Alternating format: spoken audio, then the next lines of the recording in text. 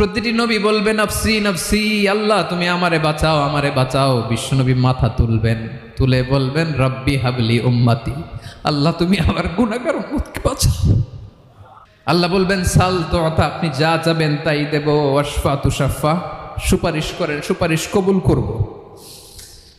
বিশ্বনবী বলবেন আল্লাহ ওই স্পেশাল দোয়াটা দুনিয়াতে করি নাই, আজকে আমি তোমার দরবারে দাঁড়িয়ে কিয়ামতের দিন ওই দোয়াটা করছি। আল্লাহ আমার যে উম্মতের হৃদয়ে যাররা পরিমাণ ঈমান আছে, আমার একটা উম্মতকেও তুমি জাহান্নামে ঢুকাতে পারবা না।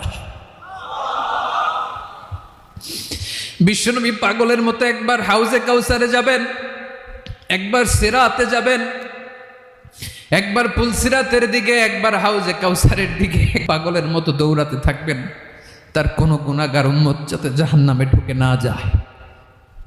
সেদিন কেউ সুপারিশ করতে পারবে